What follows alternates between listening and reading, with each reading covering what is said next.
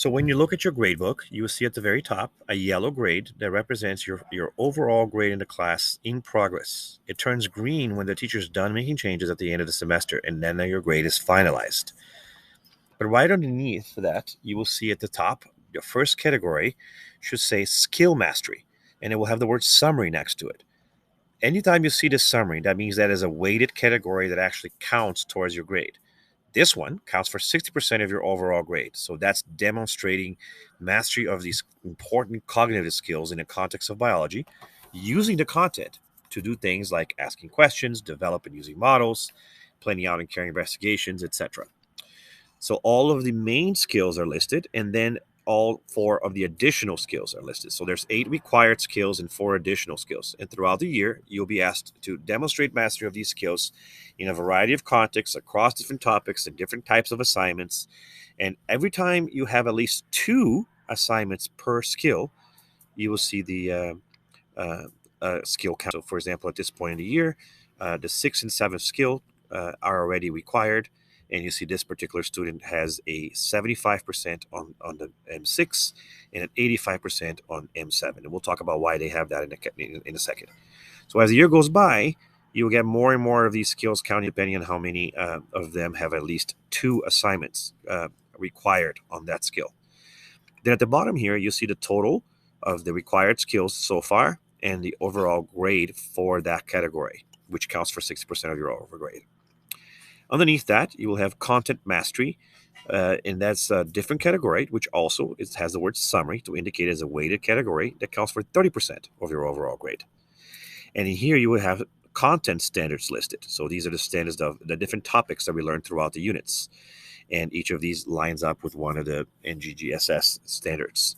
But as, again, 2 standards so far at this point in the year have been had at least 2 chances for the student to demonstrate mastery, and that's why they're listed. And the student has a 75 in one of them and a 95 in the other. So on average, the student has an 85% on that category, which counts for 30% of their overall grade. The other 10% is going to be from the final. So that's where the other 10% comes from, and that's not going to show up into the very end of the semester. But there will eventually be at the very top, above the skill mastery category, a category that says final. Now, after these weighted categories, you're going to see these categories listed as portfolio. And you see M1, M2, M3, M4, M5, M6, M7, M8, then A1 through 4, and then all the content mastery categories as well. Now, notice that these match these, right? So these are not weighted. That's why the word portfolio shows up next to them. All they're doing here is tracking the different assignments that you had as options to demonstrate mastery. And these are actually not all of the options. These are just the options that at least one student did, or options that were required. So sometimes the teacher will require the option to be completed, and then at that point it will show up. Or if it's an assignment that's optional that a student has chosen to complete. Even more options are available in Schoology. And there's a master assignment, right, that lists all of the options that you can do. That's linked on your biology mastery evidence portfolio within Schoology. And when you click on any of the standards, you can see all of the options that you can do that for the assignments. And you can still have even extra options on top of these, but these are just the main ones which are going to show up on Schoology. But you can also design your own kinds of assignments with the help of the teacher. So there's a lot of flexibility to demonstrate mastery with within each skill and within each topic of the year. But anyways, the assignments that have been graded will show up over here. And you see that, for example, for M1, we've had 4 assignments already listed. Now, some of these are still future assignments, so they're not graded yet, or they're assignments that the student chose to do, which weren't required. So, for example, for this first skill, the student has only attempted 1 piece of evidence. And it seems like none of them are actually required, because you see where here's minimal required evidence counter for M1. It's currently at 0. And that's why this standard is not counting against the student, because it needs at least 2 in order for it to count. So it's not showing up. The same thing is true for M2. There seems to be 1 required evidence so far, and the student has not done very well on that required evidence. but it still doesn't show up on their grades because you need at least 2. So by the time you scroll down to M6, you already have 2 required assignments. That's what it says here. Minimum required evidence counter is 2. And a student has done 2, but one of them is actually missing. So they haven't done. But there's been 2 that count against them. And because they're missing that one, right, they only have 1 evidence. But they do have 1 piece of evidence. And they did okay. They passed. As long as they get higher than 70%, that counts as evidence for that category. So they got 1 piece of evidence with at least 70% or above. Now, if you look at your rubric, if you have a single piece of evidence, you have independently demonstrated mastery. However, you have not done so consistently. In order to be consistent, you have to do that more than once. And if you have a new chance, you need to be able to show it without faltering. So consistently showing mastery means you have more than one chance, and every chance that you're supposed to show, you are able to show. So that's why you grades don't count against you until there's at least 2 pieces of evidence required. Because the student only has 1 out of the 2, right? They are at this point of the rubric where they are approaching, because they have independently demonstrated mastery at least once, right? But they haven't done that more than once. So that they're not consistent yet. So they're at 75. So if you look at the M6 at the top, that's what they have. They have a 75.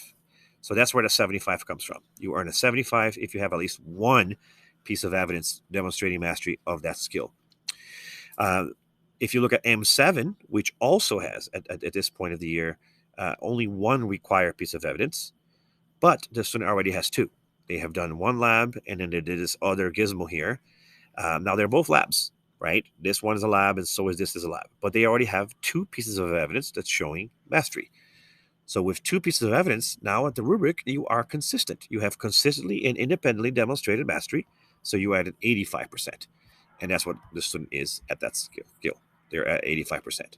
So why not the 95%, which is one of the best categories? Because you have to do that in a variety of contexts.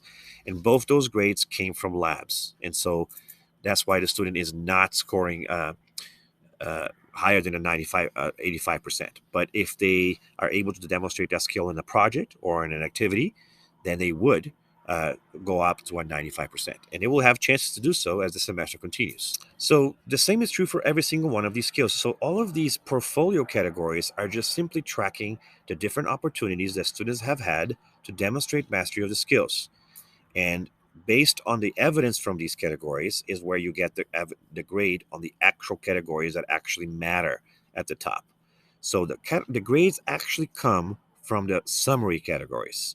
But the reason why the student has the grade they have on that category is because of what they've shown in their portfolio and the way the rubric scores that, right? You need to be consistent in a variety of contexts in order to score the highest point.